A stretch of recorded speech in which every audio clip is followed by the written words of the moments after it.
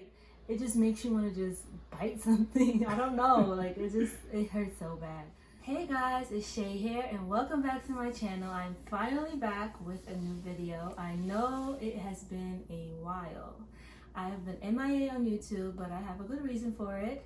Before we get started, if you are new to my channel, you should definitely hit that subscribe button and join the family. So if you aren't new to my channel, then you probably already know this, but I had a baby about 2.5 months ago, and I wanted to share my birth story with you guys, especially with everything that's going on with the coronavirus and giving birth during a pandemic. And I wanted my fiance to be in this video because he was an important part in my birth story. He played an important role during my delivery, and I just wanted him to be in this video to kind of share that story with you. This is my fiance, Tristan. If you guys haven't seen him, he was also in my other video, so you should go check out our celibacy video if you have not already. So let's get right into it. I was due on June 19th of this year, and my baby was born on June 11th, so he came a little bit early. So my last ultrasound was scheduled for, I think it was June 17th, right? Yeah. Yep, it was June 17th, and I was due June 19th, so I'm like, what if I don't even make it to the last ultrasound? What if he comes before then? I thought it was just kind of pointless to make it that late, but that's what they gave me. So at one of my last appointments, the doctor asked me, when's your last ultrasound? And I told her, and then she was like, we're gonna try to make that a little bit earlier. You know, she just wanted to make sure everything was okay before my due date comes. So they gave us June 11th at 10 a.m. And I was like, okay, yay, we're excited. It's been a couple of months since we've seen the baby on the ultrasound, so we were really excited to see him and see him moving around. So the day before the appointment, they gave me a call, you know, just to confirm. She's like, you know, I want to confirm, make sure you're coming in. I said, yes, I'll be there. But then she said, oh, you have to wear a mask. Of course, I already knew that. And, you know, you have to come in by yourself. And I'm like, wait, hold on. Like, my fiance has been in every single one of my appointments during this pandemic. Every single one of my ultrasound appointments, he has been there. So I didn't understand why they were changing it last minute. It's my last ultrasound. I'm like, come on. So that kind of, you know, messed me up. And then when I told him, he was like, no, I'm going to be there. And I'm like, they're not going to let you in. They said they can't let you in. Like, I have to go in by myself. I was kind of upset. No, I was really upset about it. And he was just like, don't worry, I'll be there. And I'm just like, okay. So then fast forward to June 11th. We get there, and of course, they say, you know, he can't come in. And now I wanted to tell you guys what happened because my plan, like I told her the day before, I'm gonna be there. No matter what happens, I'm gonna be in there with her. So we walk in like normal. They take her temperature, they take my temperature. They give you those questions. The stupid questions. Stupid questions. That anyone can lie for. Like, right. I don't understand. Why you think I'm gonna tell you? Yes, I was with my friend the other day. He had coronavirus, and I want to come in the hospital now. But yeah, it's foolish. But yeah, you know, I was proceeding to go in with her. So you guys going to the ultrasound, but only the female can go. Dad, you're gonna have to, you know, wait in the car or something. I said, yeah, that's not gonna happen. But I said it in a respectful way. I was calm. I was level-headed. I didn't seem upset. I just said, is there anyone I can talk to that can potentially, you know, override this rule or this new law? So they called, I guess, one of the managers. Just happened to be walking by, and then they called him over. Yeah. So he comes over and he's telling me about the rules, the law. And I said, hey, David, I'm gonna be quite frank with you here, man. I understand the rules that you guys have in place at the moment. However, I am trying to speak with you, man to man, to see if you can get me in there. Because in my opinion, my dad always told me this, every law has a loophole. Every law has a loophole. So, you know, I didn't see the law on paper, so I didn't know what the loopholes were, but that's what I was trying to figure out with him. I'm the type of person, I like confrontation, right? I like friction. Shayla doesn't. I do not like confrontation. Oh, he can't come in? Okay, you could wait. I'll go. Like, I don't like to argue. Any type of situation, I just don't like confrontation. That's just how I am. But let me be more clear with that though. When I say confrontation, I don't mean arguments. You know, You're I just don't. confronting. Yeah, Like, I engage. I'm all about truth. I stand on truth and I stand on what's right. So if I feel like something's not right, I'm gonna push forward. I'm not going to just fold and say, okay, all right, I guess this is the norm. No, if I feel in my heart and based on what God and the wisdom that God has instilled in me, it's not right, I'm gonna push forward for it no matter what. Even if I get crucified, so be it. So I spoke to David for a while, and you know, David wasn't budging. I said, okay, David, is there anyone I can speak to above you? So he went and got the vice president of the hospital. And at this point, I'm on the verge of tears. I'm like, I'm already emotional. We've been standing here, and I'm just like nervous. I don't know. I just had so many emotions going through my head. Yeah, you know, I think it was like 20-25 minutes. We were standing there. You know, Shayla was pregnant, 9 months pregnant. 9 months, you know, standing there. And meanwhile, the whole time, we see people, you know, going in twos. One person went in with a dog. And a dog. I was like, no. It was a, you know, emotional support dog, you know, whatever the case may be, right? So I'm looking at her like, yo, let me be an emotional support dog or something. You know what I mean? Whatever I got to do to get in there, I'm going to do it, right? And just trying to lighten the mood up and everything. So the vice president comes out. He's like, hey, how you doing? We're speaking. Yeah, this is what Governor Cuomo passed down. I said, listen, sir, all due respect, I'm not here. I didn't call you out here. I didn't ask for you to come and tell me the same thing David told me and you know, the lady told me prior. I came out here for you to work something out with me, whatever the case may be. If I have to wear an astronaut suit, all jumpsuit with the big fish bowl over my head, I'll wear that. So I was explaining to him and showing him that I'm adamant about going in there and I'm not budging off that.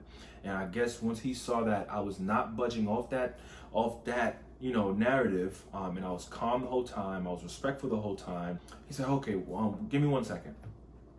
So he goes back inside and he prints out the executive law that Cuomo passed. And for a slight second, I was gonna interrupt him and say, I thought I told you, I don't want to hear this law again. Oh my gosh, we're not gonna get anywhere. He's not gonna let us in. I thought it was just a dead end. Right. So he comes out with the law, right? But some told me to just be calm. You know, that's the Holy Spirit within me that's speaking in me, right? You know, at that moment, it just telling me to calm down. You know, just listen. Law says you have to you know, be in there by yourself unless you can prove that whoever that person that is that you need to come with you is a form of emotional support or a form of medical necessity or whatever the case may be. So that was the loophole, all right? And he said, if you can have at the doctor's office where you were getting to get checked on a regular, if you can have them call over to us and let us know that they need you, or she needs you in there, we'll clear you. So I said, okay, no problem. So we stepped out. I called, you know, the office, Dr. Mayo's office. Shout out to Dr. Mayo and his office. Great group of people. Even they tried to say like, but she comes in the office by herself, which I did. He was on FaceTime, but like, it's an office. It's a small office. That's not a hospital setting. It's totally different. Right. You know. And my biggest thing, you know, I've been fiending to see him. You know what I mean? We waited for a little bit, and they said, okay, yeah, you guys are clear to go through. Here's a mask, whatever. And we went out back. It took about 40 minutes. I was like an hour late to my appointment. You know, like I told her the day before, I'm going to be there. No matter what, you know, the case is going to be, I'm going to be there. I'm going to let you take over and well, yeah, things were going well. She was just looking at the baby, and we were so happy. We had on our masks. We didn't care. Like, it was just, you know, a great experience to see him. Everything was good, heartbeat and everything. And then she was like, you know what, I'm gonna step out for a second. I just want to make sure that the fluid, I want to make sure that those numbers are good with your doctor. And then she came, she said, you know, your fluids are a little lower than the doctor would like, so we're just gonna send you up to labor and delivery and have them check you out. So that's what I'm thinking. I'm like, okay, the doctor's just gonna check, make sure the baby's okay. the fluids, this is exactly what she said, the fluids are a little low. So I'm like, it's not a big deal. A little low doesn't sound like a major thing. The girl comes down with a wheelchair and I'm like, what? And I'm like, okay, I mean, I'll go for the ride. I guess it's like, you know, protocol. You got to sit in a wheelchair if you're going up to labor and delivery. So I'm like, okay, whatever. So he comes up with me, and then the doctor comes in to the room that I'm in, and she says, you know, did they tell you why you're here? And I'm like, yeah, my fluids are a little low. She's like, no, they're not a little low. They're really low. They're supposed to be between, I think the number she said was 5 and 25 or something like that. And your number is like 2.5 or something. I was just like, what? So she explained, you know, the options, and we chose something called Cervidil. I think that's what it's called. So that's supposed to start my contractions and, you know, get my cervix to ripen. Hello, everyone. I know I look a little crazy, but I just wanted to get on here really quick. So we came in for an ultrasound, and the baby is perfectly healthy. He's good. He's moving and everything. But my amniotic fluid was really low, so they admitted me, and now I have been induced. She put some string thing, you know, up there to get the contractions started and to help me to dilate and get my cervix ready. And then hopefully everything will progress on its own and I won't need any more medical intervention. And yeah, so that's what's going on right now. I was supposed to be here just for an ultrasound, and now I'm here and I'm not going home until we have a baby. So I am excited to get things started. I didn't want to be induced, but you know, you can't control everything. Right now I'm just eating because I haven't eaten since 7 o'clock this morning, and it is currently a little after 2 o'clock, almost 2:30. We've been here since I don't even know, 11, and they induced me almost an hour ago. So I will keep you guys posted, and we'll see how everything goes from here. And thank God that she did change my ultrasound appointment, because it would have been a whole week later. Who knows what could have happened if we waited for the ultrasound a whole week later without the sufficient amount of fluids for the baby. You know, God is just so good, because anything could have happened. He works everything out, so I'm just grateful that he did what he did and everything worked out. Yeah, it was definitely dope watching God work. You know, we had no idea, you know, our fluids were low, everything was going well. I felt fine. Yeah, she was eating well, drinking plenty of water. Just even from Dr. Noble changing your ultrasound date, right, to June 11th, and, you know, us having to go through, you know, getting in and me, you know, me standing there and sticking to what I believe, you know, so I can get there and be that emotional support that you needed, and, you know, Thank you for that. No, you're welcome. We were ready anyway. Yeah, you know, I was packed. Like, I was packed since like May. She was packed in January, ready to go. She was trying to put the car seat in the car. No, I was. I'm like, January. It was April. It was January now. I wanted to be prepared, because you just never know. Okay. Right. When we did get the news, I was able to leave the hospital. Thank God they let him leave. Yeah. Come home. I grabbed our bags that she had already packed. I grabbed everything that she wanted me to grab. So my fiance actually, having a little contraction. My fiance actually, he went home to go get my hospital bag, and everything's packed already. So he's gonna put the car seat in the car, and then he'll be back here, and he'll be with me because he can't leave. You know, with COVID-19, so I'm glad they let him go home and get the stuff, because of course this was so unplanned and unexpected. So here we go. Grab some snacks as well. We had crazy snacks. Yeah, we had some good snacks. They induced me at 1:30. I'm on FaceTime with my mom, because, you know, I'm alone in the room, and I'm like, oh, I feel a little cramping. It's like, you know, like little period cramping, like it's nothing.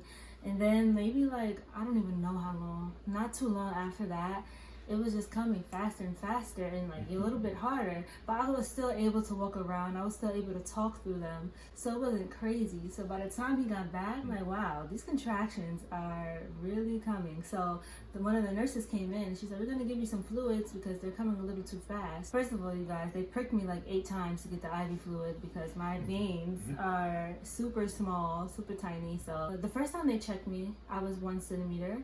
So I was 1 centimeter on my own before they even induced me.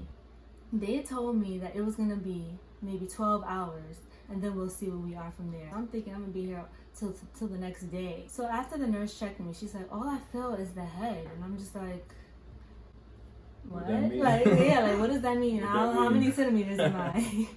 So she said, all I feel is the head. We gotta take her to the delivery room. I'm like, oh my God, this is gonna happen right now. It's Should crunch I? time. She said, I can't even feel the cervix, so I don't know. Like she couldn't tell how many centimeters I was. So I'm in the hospital bed. They're pushing the hospital bed. These contractions hurt so bad. They're like, breathe. I'm like. I think I did pretty good at that point, but it was hurting inside. It was hurting so bad, you guys. The worst pain ever. So they rushed me into the delivery room. They gotta go get the doctor so she can feel down there. So she came to feel how many centimeters I was, and then she says I'm 3 centimeters. I was like, what? This can't be. Okay, so check out. I wanted to tell her to check again.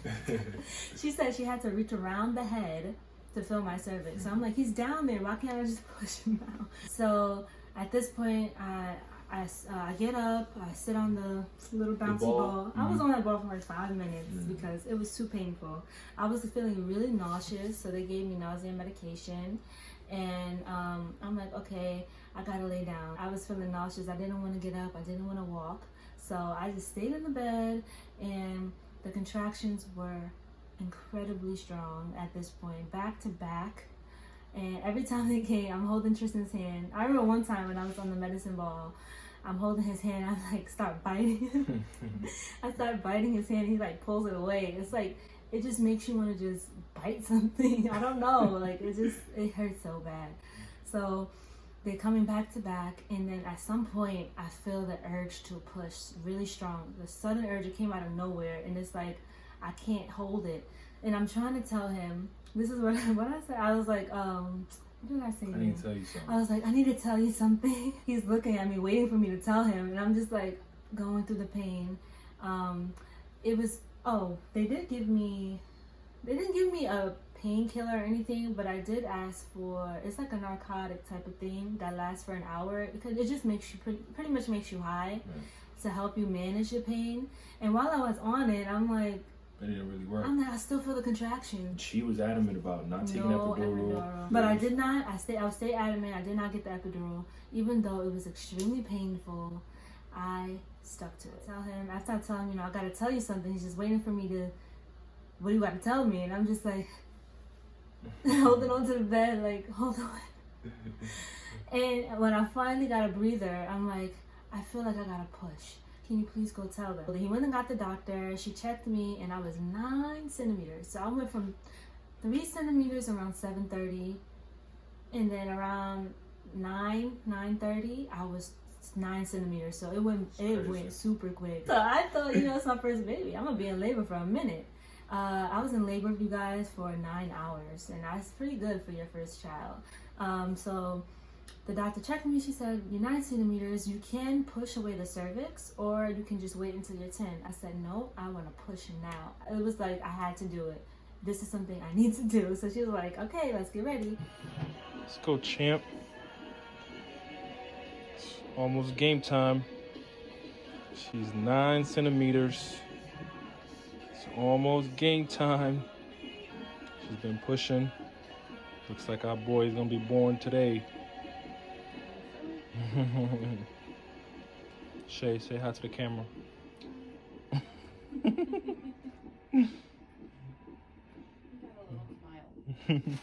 time. Can you pick up your butt for Go me? time. You're gonna come down toward me a little bit, okay? One more little scoop down. Yep, beautiful. You good like that? Do you want comfy? your pillow fixed or is it? Yep, that's perfect. Okay. You comfy? Is your pillow behind your head, okay? You good, baby? Bring the back Okay. a little bit. Let's get it. It's punch time. Short, but not that. The first push, I did push away the cervix, and water just shot out. It Water slapped her shot- eye. Like, oh, The water Dr. just shot Whalen. out. My water did break prior to that when they first brought me in the living room. I think that's what happened, right? The water breaking. That was in? the rest of my water coming out. Because remember, I didn't have much fluid. That's the reason they had to induce me. So it wasn't much, but it did, you know, sprinkle her. That was Splash. crazy. It didn't sprinkle. It smacked her bow. Like, oh. I pushed for about 30 minutes. Yeah. Yeah, which is not bad at all. I hear people pushing for 2 hours, and Yeah. I can't imagine pushing for that long.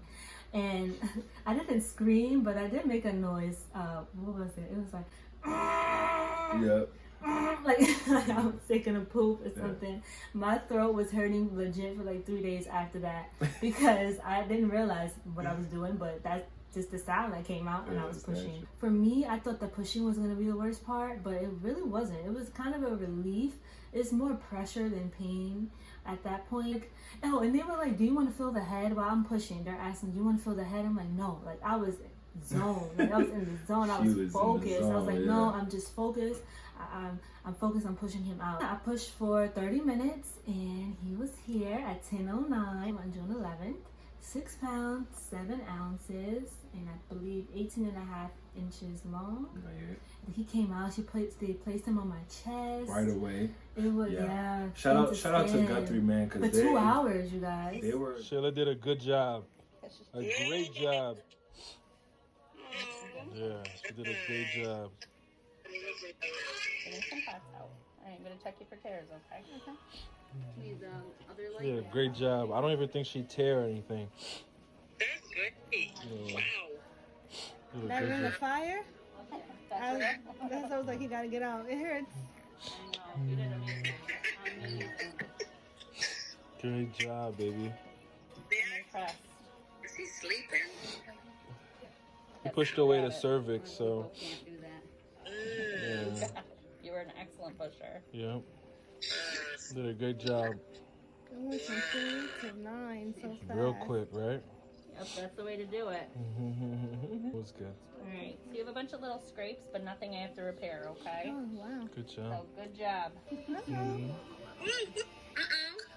Whoa! No! He's a fighter. Look at that. Yeah, just the skin to skin thing was one of the things we were adamant. So as soon as he came He out, was breastfeeding right away. right, yes, right on her. As soon Yeah, as she he was, came out, he was so pretty good breastfeeder too. yeah, right on the guy. He just like his dad, man. He already know how to eat, man.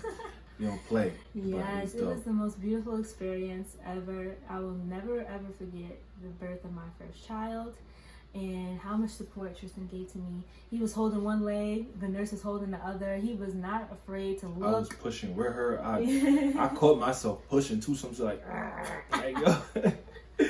Yeah, he was really there. He was holding my leg and he wasn't afraid of the blood. He saw everything. He saw his child come out. So that was amazing. I could have did it myself, to be honest. I saw it. Next time, I'm going to do it myself. Because I seen what the doctors do. Granted, respect to what they do. They got the knowledge. But listen, I could do that, you know. Tell I her. do want to do a home birth next. Yeah, that's probably what we're going to do next. Thank you guys for listening to our birth story. And I say our birth story because it was the birth of our son. And I know I did most of the work, but he played a big part. And I just want to thank you guys for being patient with me and my channel.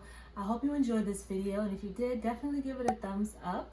Subscribe to my channel so that you do not miss out on any of my future videos. I love you guys, and I'll see you in the next video. Peace, deuces. Bow, stop playing. Gang, gang.